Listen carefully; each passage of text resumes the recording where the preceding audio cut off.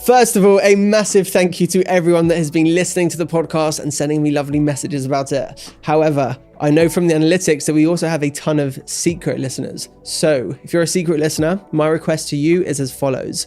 If you enjoy this episode, share it on LinkedIn or on Instagram and tag me. I would absolutely love to hear from you, and all feedback is always welcomed. On today's episode of Stamp Your Mark, I'll be speaking to Matt Jonns. His company, Founder and Lightning, have helped build over 25 startups in the past 5 years with a portfolio valuation of over £100 million.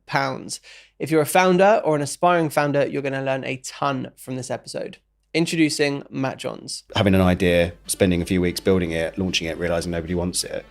I see that all the time. People going, people are obsessed with like this stealth mode. Mm-hmm. When someone says they're in stealth mode, I just switch off. Roll your eyes. I just switch off because I just think, share as much as possible, get something as quick and as scrappy as possible to market as quickly as possible, mm-hmm. And see whether you've got a business or not. Yeah. So going into a silo for like months on end, building something, I guarantee when you launch it, people won't use it the way you expect them to use it.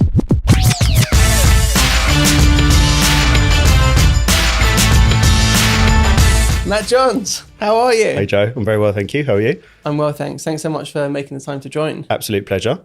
So tell me, what is Founder and Lightning? The best way to describe us, I would say, is like a hybrid between an agency, an accelerator, and an incubator. Mm-hmm. So we partner with early stage founders to build tech companies with them on a part cash, part equity basis. So we have over 100 people on our team in India, in the UK, in Poland. And we're all about partnering with non-tech founders, so founders that can't code, and building out their tech companies with them. Brilliant. And where did the idea for that come from? I don't think it was like some kind of like genius plan idea. It was, so I had a previous company, an online retail company. And so I'm a non-tech founder myself, so I can't code.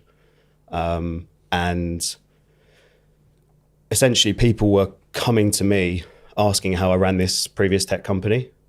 And basically said, like, can you help me do it? Can you help me do it for me? So it was a bit by accident, really, mm-hmm. that we got going. Just people in my network coming up and asking me how I did it, rather than kind of like some grand plan. What were the specific things they were asking? Was this just, how do you have a good website, or wider automation? So I took over my family business when I was young, and it was like an offline retail business. So it didn't have an online presence, didn't have a brand or whatever. So as a non-tech founder, I went through that whole pain of trying to digitize it, and like made so many mistakes, like all the mistakes you could make, that I now properly cringe at the fact I made them. Got burnt by web developers, got burnt by offshore agencies, like spent money on the wrong things, all that kind of stuff. But eventually got it semi-right, at least. So basically went through all that pain, and I could see that there was this sort of kind of gap for a company that worked with non-tech founders that didn't make it like super complicated. Yeah. And use loads of pseudo jargon and make it more complicated than it needs to be. But then also, there's plenty of agencies that you can build tech with. There's lots of accelerators. Which are both fine in their own right, but what we wanted to do was kind of like bridge the gap and take the best of both. So like an accelerator, often they won't actually build the technology, and an agency often won't go in as equity partners or help you raise money on any of that stuff. So we kind of try to take the best of both and create the model that we've got, which we think is fairly different. There's not loads of people doing it. Yeah. You mentioned you cringed at some of these early mistakes. I'd love to understand what some of those mistakes were. Obviously now we build tech companies. So from a product perspective, did all of the standard mistakes that a lot of founders make that we now try to guide and coach founders not to make. So like building technology in silos. So just, you've got a good idea for something and you just start building it. You spend weeks or months building it. You don't test it with any customers or any users. And then you launch it and realize quite quickly that nobody wants to use it the way you want to use it. Mm-hmm. We did that all the time. So lots of painful lessons, spending too much money on brand, but then just like good lessons. Like I learned early how to run a cash flow forecast, the importance of revenue.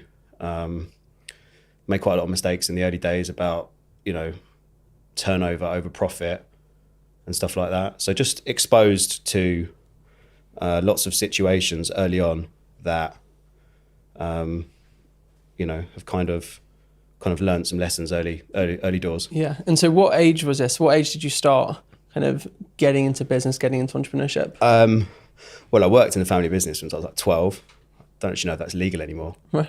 It's probably not legal, is it? Probably not. Yeah, I didn't start working. I mean, family 12. business may be fine. Who knows? Yeah, like 12-hour days. No, I didn't really. So yeah, just started working really early. So was always around it, and I just loved it from like a really early age.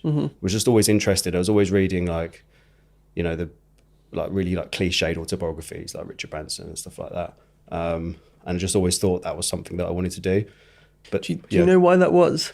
I'm always interested by founders who have this ambition at a really young age. Yeah. I knew that I wanted to start a business. You did? That was always a thing that I wanted to do. Why did you know?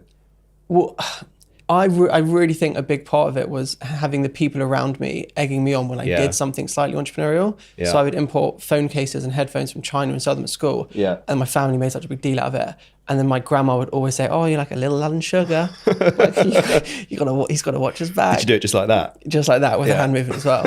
And then like I had and she mentioned autobiography, and I was like reading that kind of stuff. And it just always felt quite cool. And my dad was also, a business owner. I guess we'd call him an entrepreneur now, but at the time we just started a business. Yeah. But I didn't really see much of that. It wasn't like a family business that I was a part of. Didn't hear many stories, didn't learn anything from that. Yeah. So I wonder how big an influence your dad was for you. Yeah, definitely, 100%. It was, you could see, he worked so hard, and the business did, pretty well. We had an all right lifestyle, but we weren't millionaires or anything like that. And he built that up over a number of years. So the early days, I know it was super, super tough when I was like super young. And then by the time I was, 10 or whatever, it was doing all right. So you saw firsthand just how hard it was as well. But for some reason, that didn't really put me off. Yeah. I guess as well, I don't know if you're at school and you're a bit bored and you don't want to go into any of these traditional like occupations. Like I was never going to become a lawyer or anything like that. So I guess you're always looking for this outlet, aren't you? As a youngster, what am I going to do when I'm older? And, sort of almost creating your own role. Yeah. Kind of makes sense. So what are some of the key milestones that happened for you from, when you were around 12 and started working in the family business to starting Founder in Lightning? So dropped out of university at 19 to take it over full time. By the time I took it over, it wasn't doing very well at all. It's a pretty big decision to make. Yeah, it was quite bold. I don't know. I didn't even think about it really. What was uni life like for you? I was so bored. The whole time? Yeah, really bored. Right. Couldn't believe there was barely any lectures. Yeah. Like, it's weird. You go. Is it still like that now? That's how it was when I was there, maybe like 5 years ago. Well, I don't know what you're supposed to do the rest of the time. Yeah. You're paying all this money. So I think university is great for people that need it, like lawyers and engineers and that kind of stuff. But I just don't think everybody else needs to do it. So I lasted like 6 weeks. Oh, 6 weeks. Yeah, it cost me quite a lot of money actually as well, because you burn through the student overdraft and stuff like that in the first year. In the first week, actually, I think. Right. big freshers week. Yeah, big freshers week. Well, they give you £1,000, don't they? Interest free. It's probably more. I think it's changed. Yeah. It's more. What more? Yeah. More. Yeah. Well, with inflation and stuff. But when I was there, it was £1,000. It was quite a lot of money then.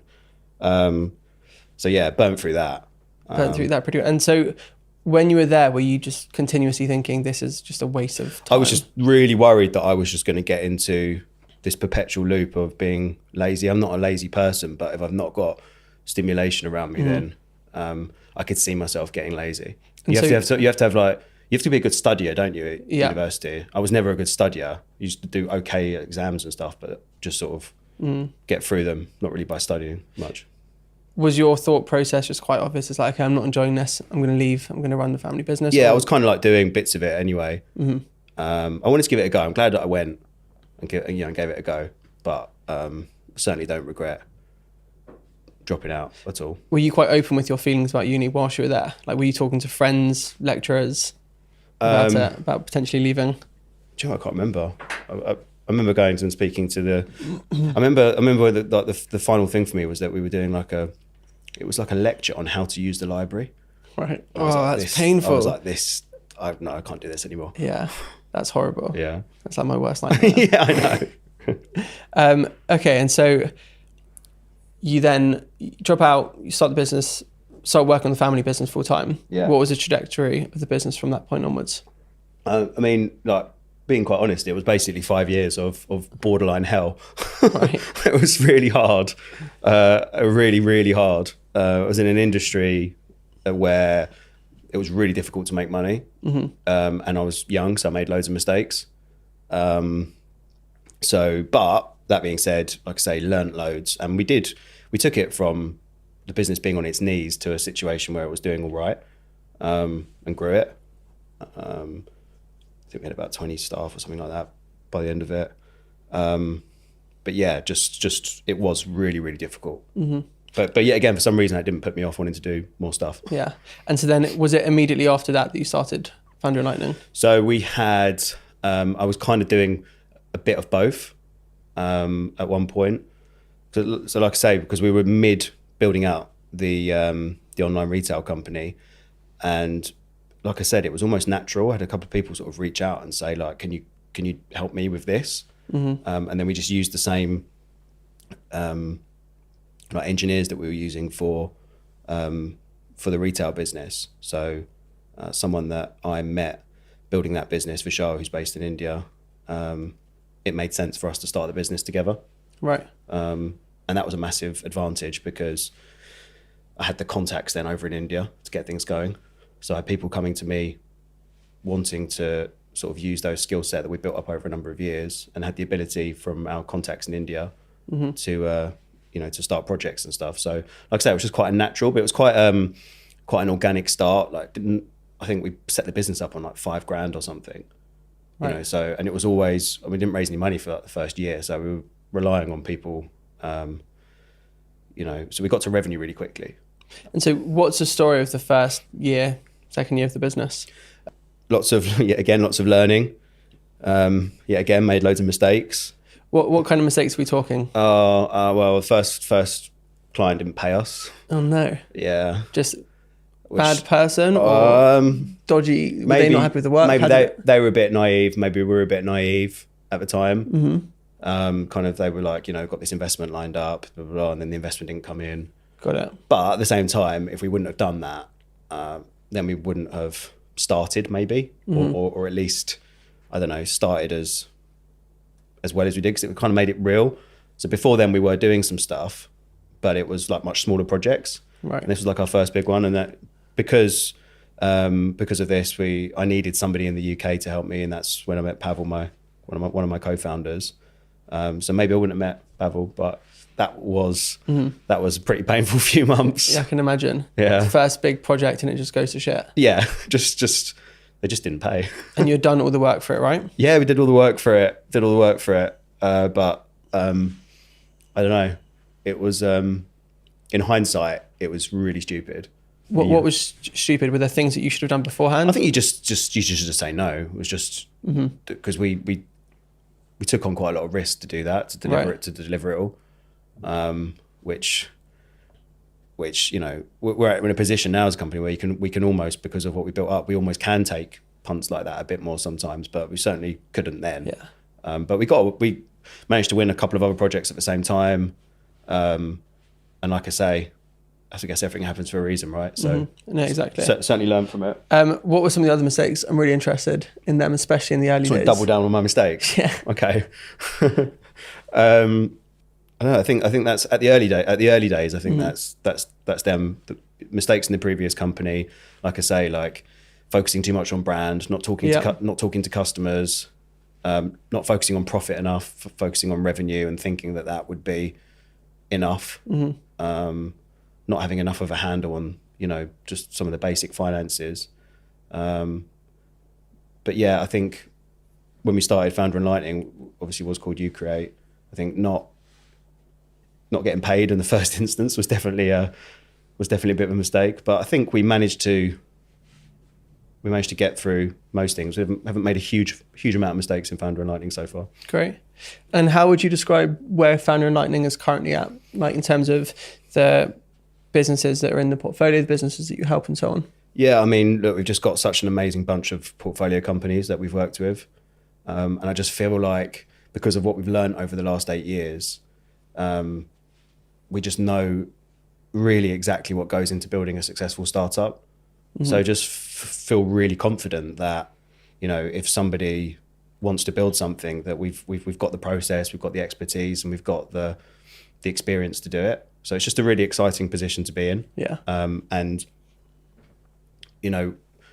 our sort of thesis and the kind of companies that we like to build is a little bit different to what's maybe out there on the market. So I just feel like we're a bit different as well. So it's just quite an exciting time for us at the moment. Mm-hmm. What's the main difference that you look for in a founder and then in the business itself? We are very much focused on working with non-tech founders. So a lot of, investors, VCs or whatever, they potentially see that as a weakness, mm-hmm. but we kind of double down on it. We see it as a strength. We think that non-tech founders, they kind of cut through the noise.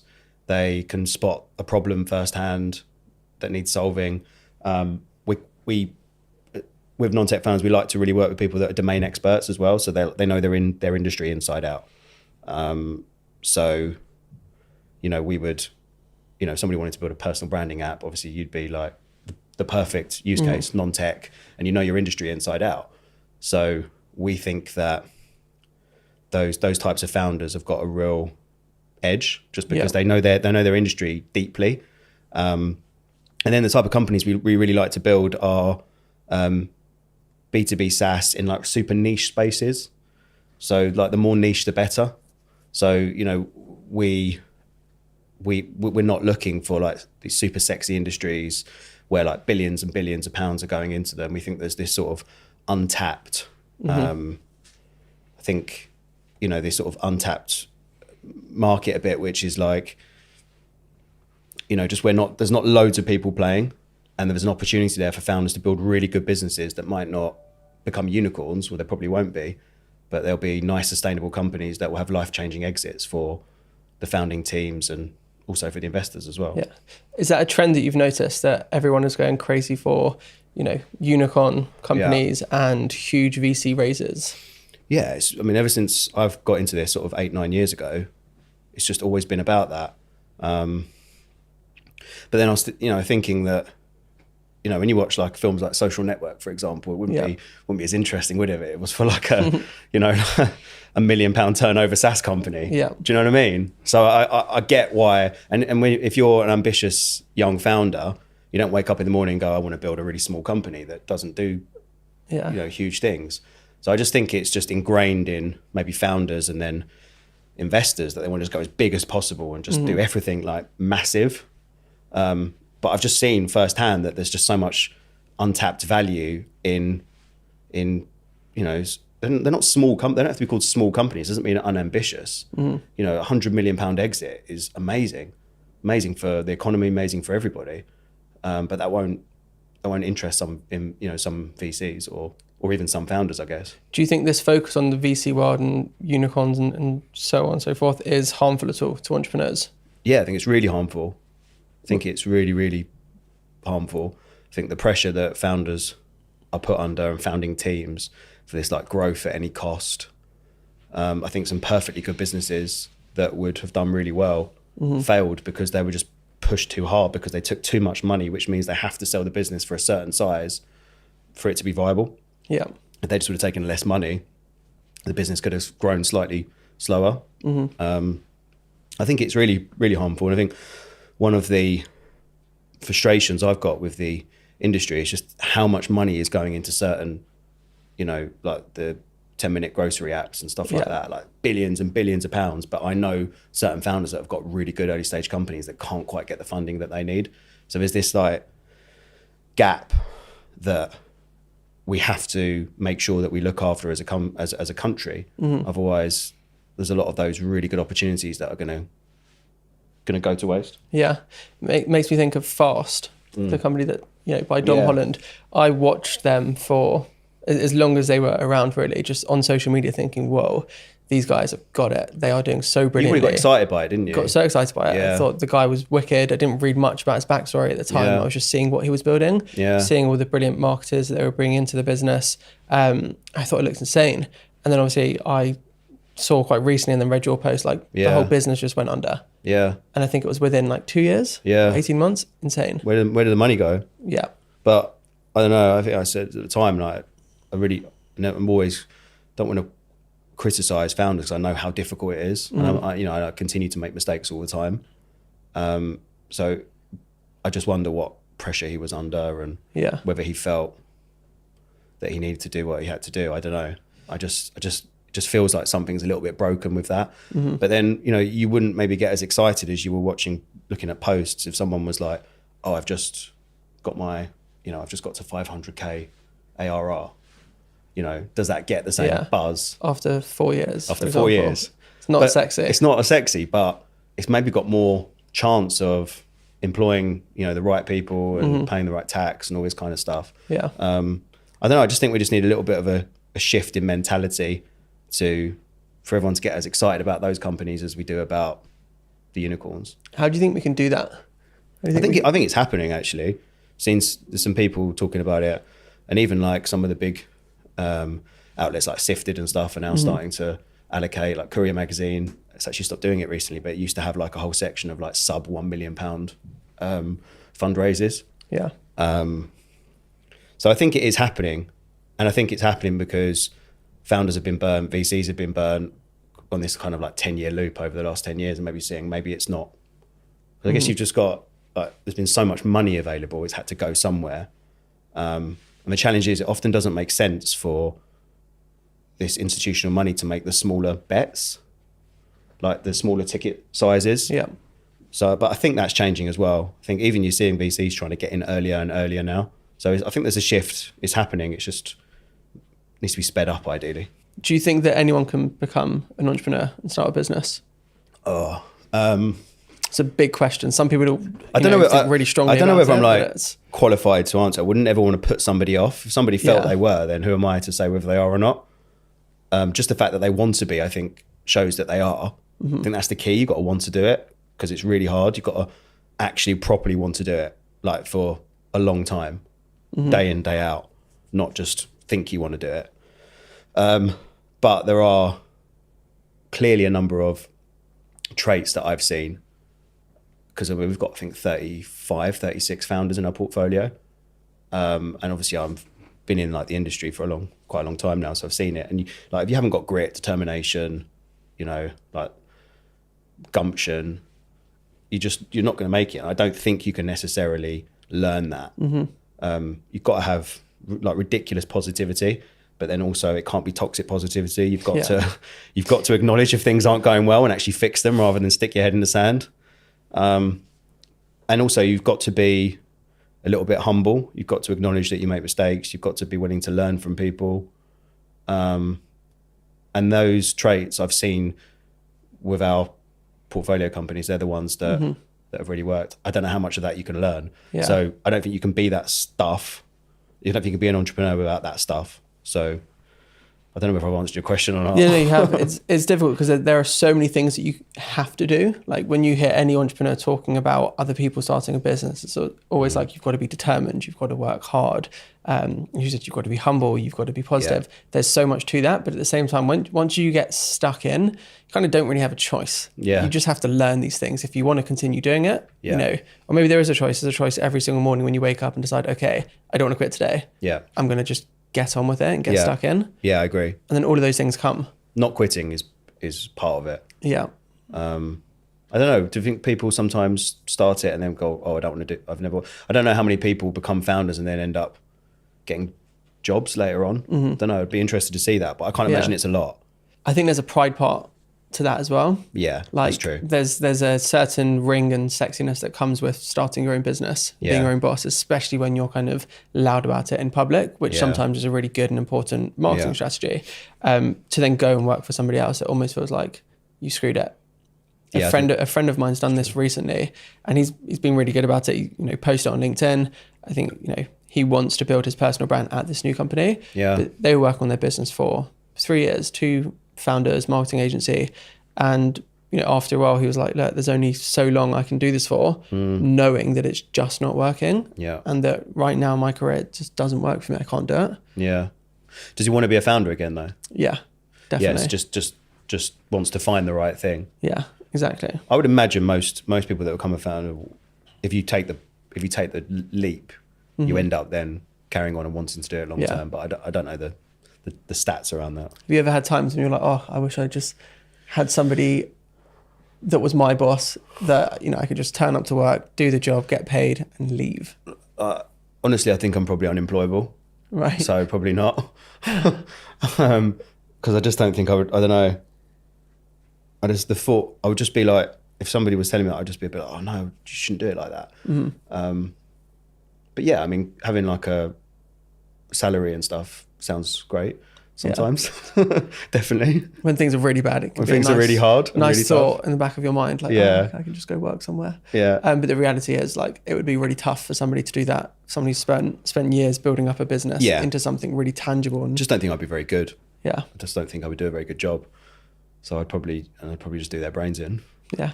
Just have to start another business. But I mean, this one is working out. Yeah, which it is great. working. Thank God. So talk to me about LinkedIn. When you started Founder and Lightning, were there people sharing their business journey and building in public on LinkedIn? Yeah, there were. And I've always been a bit skeptical about social media. I don't know, just think there's some bad stuff about social media, obviously, with the trolling and all that kind of stuff. And there's a lot of like fakeness on there and stuff. Yeah. And also I never really felt like I'd achieved anything to justify talking about stuff. But obviously in the last few years, felt like that's changed a little bit. Got a little bit of experience that I can share.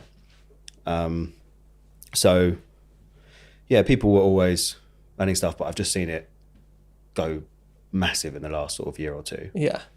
What are some of the things you like about that and dislike about that? So I love the fact on LinkedIn, I've met some, like since I've been maybe doing a bit more content over the last 6 months, I've met some really amazing people that it's much more like curated on LinkedIn. It's not like you go to a networking, I hate networking events. I was always rubbish at them. It's like my worst nightmare going in and, you have to like randomly talk to people and within 5 minutes whether it's just a waste of time. And it's so forced. And then how do you do the sort of, the awkward walk away? Yeah. Some people are so good at that. I know, some people are so at it. good. I've been at, in circles at networking events and someone was like, okay, well, great to meet you. I'm going to mingle. It's like, we were mingling. You don't like me. Yeah. But I think it's class when people do that. It's like, they know who they want to speak to. I think I'm too polite to do that. Oh, so you just end up in like an hour-long conversation? Yeah. That's the worst. Yeah, and then I've missed all the people that I should be talking to. Yeah. So I really, really didn't like and don't like networking events. So for me, LinkedIn is this amazing like curation matching tool where you're talking about what you think is important to you, and then other people are doing the same. And when you meet someone, it's almost like you know each other. So if used properly, I think it's an amazing tool. Yeah. I actually just bumped into James Routledge. I think that's how you pronounce it. It's his last name.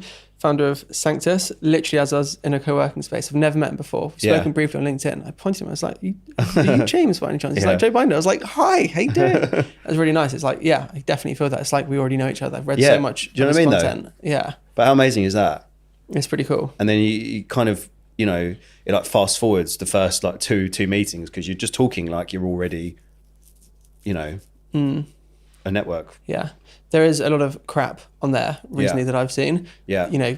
Stories of being late for the interview and then the interview is a dog. Have you seen that one? No. Yeah, some weird shit. Yeah. It's like, you walk past a homeless person in the street and they ask you for something and you don't say yes. And then you get to your interview on time and then, oh my God, it's the homeless person. They're the interviewer. It's like loads of like crap like that. Yeah. But also, I've spoken to you before and I think one of the things you said was, half of, 50% of all advice is just bad advice. Yeah. And there's a lot of advice on LinkedIn. Yeah. Yeah. People, like, that's why when I talk, I always try to say like in my experience or I've found, it doesn't mean that I'm right. I'm probably wrong loads of time. It's just what's worked for me. Just because that's worked for me or hasn't worked for me doesn't mean that somebody else couldn't execute it or do it in a different way. Yeah. And as I say, like, I'm still on my sort of journey, and I'm far from an expert in many things. So it's just about being candid, is that right? Candid. Yeah. With what you know, and not, and I just think some people on there are just like, I think really super successful people who are like in their 50s or whatever, they forget also how hard it was for them when they were building it in their 30s. Yeah. And they sort of gloss over all of that quite a bit. Yeah. There's not enough people on LinkedIn saying, I did this, it was really hard, this is what you should look out for. There's a lot of people going, this is all you've got to do. You've got to like just write 1,000 words a day and pick a niche, and like, you know, like it's easy. It's not. And I think we should almost, you know, it's really important the more people become founders and we start more companies as a country to get out of, you know, the sort of post-COVID and stuff like that. But also we need to be like realistic with people and make sure people understand that it's really hard and it's going to be super stressful, and not everybody should do it. Yeah, it's interesting about the older generation of entrepreneurs who have made it to a degree. I see this with some of our clients, and then also with people on LinkedIn sharing their journey. Yeah, almost feels like people who have made it have gone through the, you know, in the trenches, like giving it their absolute all, sacrificing so much, and then have made it through that, but then have realized actually, you know, it's different now, and I think well-being is more important, and taking time out and work-life balance. But it's interesting that is always so prominent with that generation of people who've done it already, versus, as you say, the people who are doing it right now, they're very much in the midst of it, and they're sharing as they go. Yeah, and I prefer to listen to the people that are doing it now. You know, the challenges we've got now, I think if anything, actually, in COVID was easier than now. Post-COVID now, with like cost of living, inflation, like the Great Resignation, all this kind of stuff. Like, I actually think this is as hard a time to be running a business as I ever remember. And then I got into the first business sort of post that financial crash in 2010 or 9, whenever it was. But it feels hard. As a business owner right now, it feels hard. There's loads of opportunity, like loads really positive and optimistic, but definitely feels difficult. So it's just nice to be hearing from people who are going through those and what they're doing about it and how they're going to mitigate it, rather than just people that are going, everything's amazing.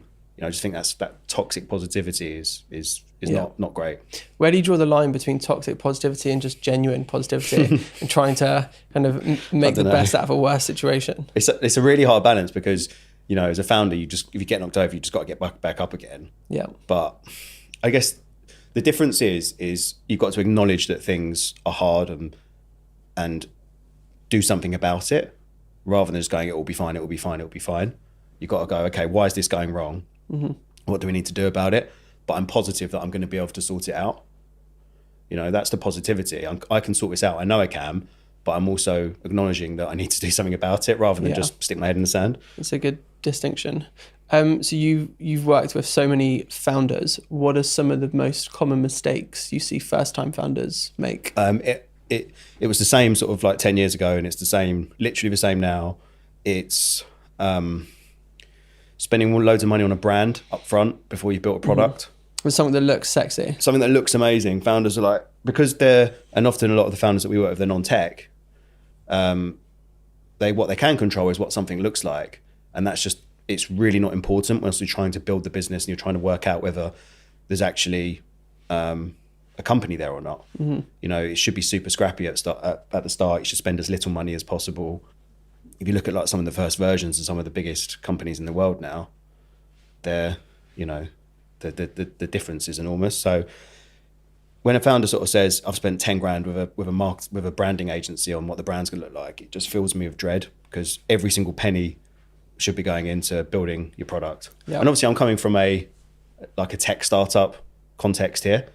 But yeah, that's continues to be something that happens all the time. The brand will change later on. The first version should look, it's a massive cliche, but you really should be embarrassed about it when you launch it. If it is a cliche, but it's a really good cliche. And if you're not, then you have launched too late. Yeah. So that's one mistake. It's so easy to get stuck on that, how it looks. And also there's such a thrill about talking about your business. Yeah. And then being able to show people. And you're never really going to show people lines of code or kind of projections. You're going to show them the brand and the website and the story. Yeah, but I think it is that pride thing. You don't want to show to your friends and family, this is what I've been working on, and it looks a bit crap. Mm-hmm. But you should do, because that's how you build a successful company. You build something a bit crap to start with, and then you tweak it from there. And then I think the second huge mistake that I see is just building in silo. So what I did at a previous company with the online with the online retail company, just having an idea, spending a few weeks building it, launching it, realizing nobody wants it. I see that all the time. People going, people obsessed with like this stealth mode. Mm-hmm. When someone says they're in stealth mode, I just switch off. Roll your eyes. I just switch off, because just think it's just not. I just think share as much as possible, get something as quick and as scrappy as possible to market as quickly as possible, mm-hmm. And see whether you've got a business or not. Yeah. So going into a silo for like months on end, building something, I guarantee when you launch it, people won't use it the way you expect them to use it. So I just see so much money get wasted. I've seen people spend like hundreds of thousands of pounds building something, launching it, and then being surprised that people don't want to use it the way that they want to use it. Mm-hmm. With the way technology is today, you can build something now for tens of thousands of pounds that used to cost, almost £1 million. It's like, so you can make mm-hmm. like smaller tests now. It's all really interesting. Does anything else come to mind? First time founder mistakes? I think founder bias is mm-hmm. massive. So in terms of who they hire? No, in terms of they think their idea is great. And it's a similar thing to being in a silo, but it is a bit different. They're almost scared to get feedback on it, because they're scared of the feedback. I see this a lot, and a founder will go, I'm not going to share it because the product's not finished yet. And because the product's not finished yet, they're not going to be giving feedback on the right thing. Yeah. But it's very rare that that's the case. And the bad feedback is good. You need that bad feedback as early as possible so that you can pivot and you can change and tweak. There's usually something once you get going, especially if you're a domain expert and you know your industry inside out and you've spotted the problem, there's usually something there. So just building something as quickly as possible and testing that as quickly as possible, I think is the key. I think there's a link there from the business that somebody's actually building and their identity. Yeah. Like for me, I'm so guilty of this. Yeah. Like, wow, as a business is like me, or like I am the business. So when the business is going really well, my life seems to be going really well. Yeah. When it's not going as well, I'm like, shit, why is everything wrong? Yeah. And it's so easy to lose sight of the fact that there is a whole life around me that I have, but I'm just prioritizing this one thing. Yeah. Do you think that, plays into it? Is that a trap that founders fall into as well? Having their business as their entire life and identity? I think so, yeah. I think it is your identity as a founder. Mm-hmm.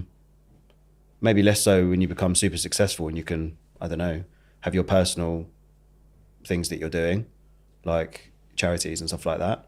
But I think when you're building a business and it's pretty much, it's a founder, when do you not think about it? Think about it all the time, right? Dream about it. Nightmares about it. But you do. You don't ever switch off. Yeah. So it's something that's that important to you. So it's hard as a founder to sometimes get in your head that it's better just to get something scrappy and not spend loads of money on what it looks like. Mm-hmm. I think it's a hard distinction sometimes. From your experience, what do founders typically think the journey will be like versus what it actually is? Build something, spend a few months building it, turn it to market, and everyone will want to buy it. Won't have to raise loads more money, or we'll just get a load of revenue from the first product and the first iteration, their first idea. And I'm generalizing a bit. I'm sure they don't, mm-hmm. but it feels that way. And the thing is, you've got to be confident, right, in your idea. But you need to acknowledge as a founder that you're going on a few years journey, and really you're not going to get to product market fit for usually 2 or 3 years if you're lucky. Wow. And are there things that you hear when you speak to founders which just make you tune out? So you gave an example earlier, but if a founder comes to you and says, oh, there's no one doing what we're doing, there's no competition, do you then just switch off? No, I don't, because I'm wrong loads of times as well. Mm-hmm. And same thing with the stealth thing. I'm sure there's some amazing companies that are in stealth at the moment that are in stealth for a reason, and they'll do really well. But just in general, I find that the opposite is true. When a founder is like, there is nobody doing this, it's super unique. It's not like switch off. It's just that our job is to challenge it. If you were to speak to a graduate, let's say they're 21 years old, they're entrepreneurial, they don't have a specific idea yet, would you advise that person to kind of look for an idea and try to start a business now, or try to get a job, try to learn about a specific industry? I think what I said to you before, like, I don't know whether I certainly wouldn't want to ever put somebody off starting something if they want to. I just don't think there's any one way to do it. But I think if you are 21, then going and learning about product in a well-funded startup, that's ideally not going for hypergrowth that's going to stress them out, but a good well-funded startup where they can get paid well and learn loads, and maybe in a way that they're early enough where they can get close to the CEO, or the founding team or whatever. I think that would be amazing.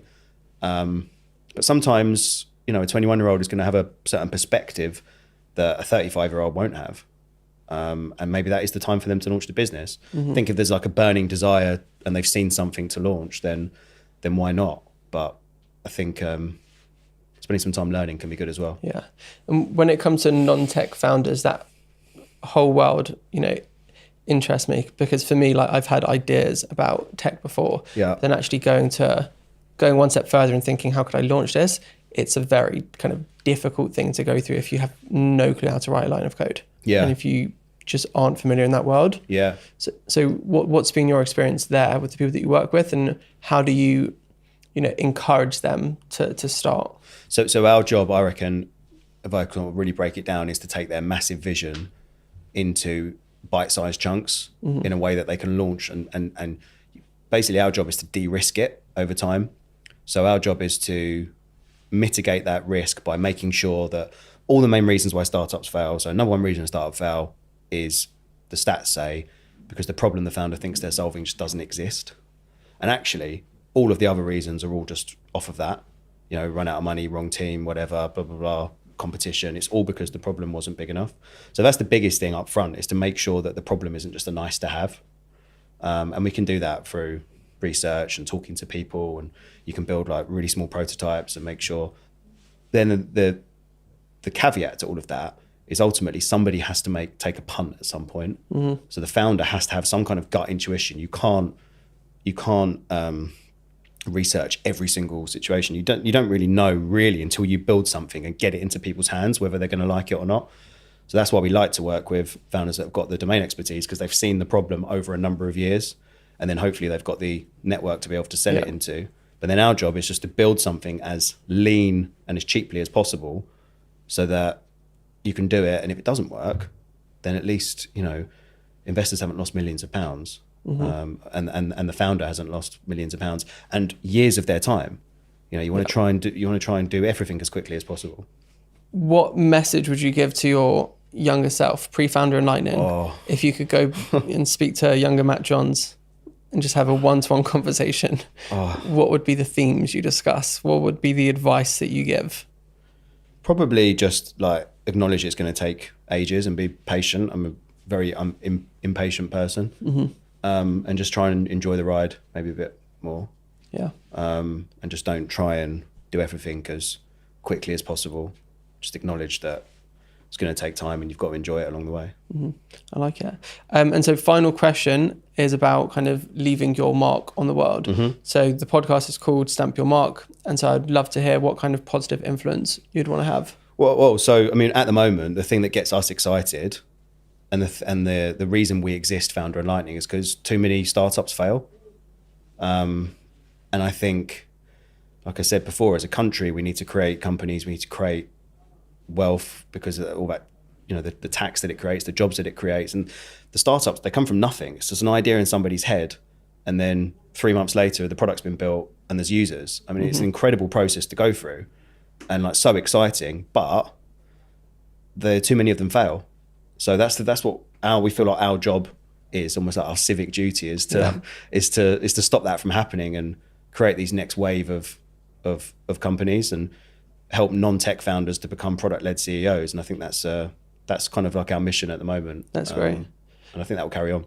And so in 10 years' time, if you were to look back and think, whoa, that was really successful, what would it look like? What would the results have been? A couple of hundred really successful companies with happy portfolio founders that we've worked with, as few failures as possible. Companies that are sustainable, haven't had to have hundreds of millions of pounds of funding, have created loads of jobs. That will feel like a pretty big win, I think. That'd be a huge win. That'd be a huge win. Huge win. Yeah. Well, I look forward to watching that happen. Thank you, Joe. Thank you. Brilliant stuff. Thanks so much for coming on the podcast. Pleasure. Thanks for having me.